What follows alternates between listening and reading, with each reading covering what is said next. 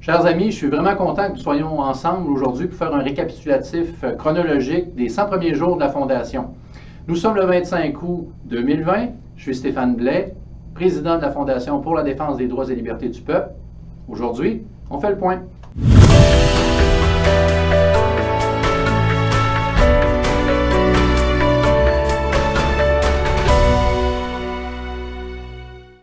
La mission de la Fondation, c'est de défendre les droits et libertés du peuple qui est garantie par la Charte des droits et libertés du Québec et du Canada. C'est également de créer un éveil collectif dans le but de mobiliser la population. En avril 2020, la Fondation n'existe pas encore, mais je prends l'initiative de rencontrer Vaccine Choice Canada et Rocco Galati dans l'optique d'avoir une collaboration avec eux afin de protéger les droits et libertés des Canadiens et des Québécois dans le cadre d'une poursuite contre le gouvernement du Canada. Toujours en avril 2020, je rencontre Maître Guy Bertrand et lui demande une étude de faisabilité sur une éventuelle poursuite contre le gouvernement du Québec. 7 mai 2020, la Fondation voit le jour et porte le nom de Fondation pour la protection des libertés citoyennes. 18 mai 2020, rencontre de Maître Rocco Galati à Toronto et production d'une vidéo sur la protection des droits et libertés des citoyens garantie par la Charte des droits et libertés.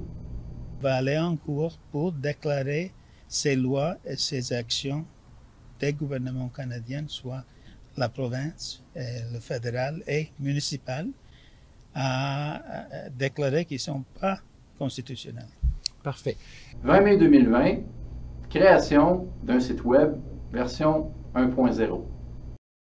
Le 21 mai, c'est une très belle journée puisque c'est le début de la campagne de financement de la Fondation qui a amassé tout près de 475 000 $ en date d'aujourd'hui. Chers amis, merci. De plus, c'est la création de la page Facebook qui compte 25 000 abonnés.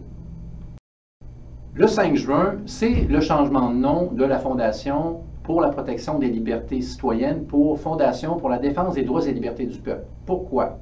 La réponse, c'est simplement que le mot citoyen est remplacé par peuple parce que peuple fait référence à l'humain. Le 8 juin 2020, c'est une journée importante puisque la Fondation dépose sa poursuite contre le gouvernement du Québec.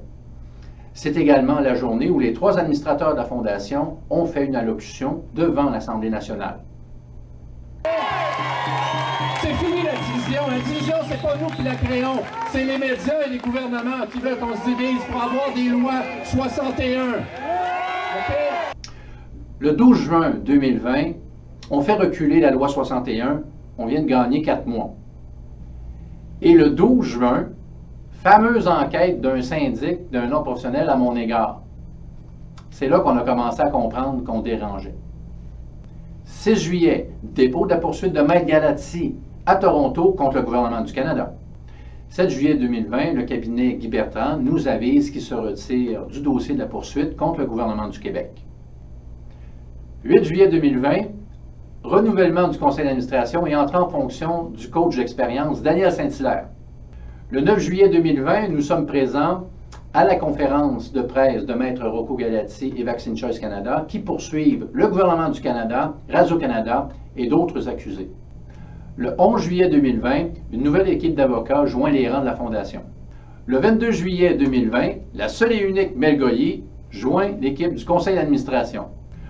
Le 25 juillet, la Fondation organise le premier rassemblement à Montréal. Je vous raconte une anecdote personnelle. Hier soir, à Val-David, dans mon village, je vais faire le plein de ma voiture puisque je savais que je venais aujourd'hui ici. Et puis, il faut aller payer à l'intérieur.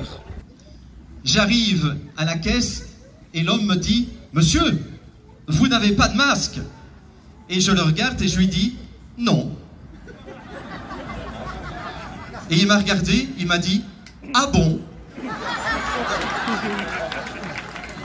Ça fera 32 $. Le fameux 8 août 2020. La Fondation organise une marche pacifique qui va rassembler des milliers de personnes dans les rues de Montréal.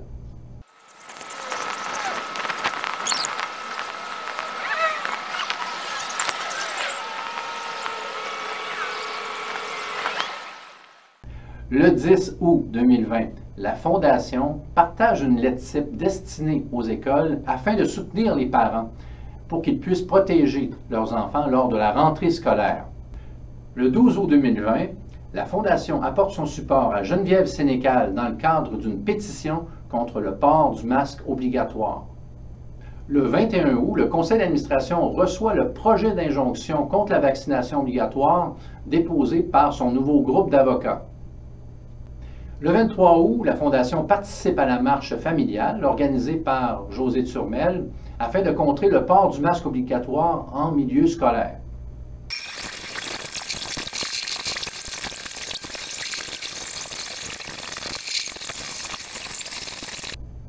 Le 24 août, c'est la sortie du nouveau site web de la Fondation, version 2.0.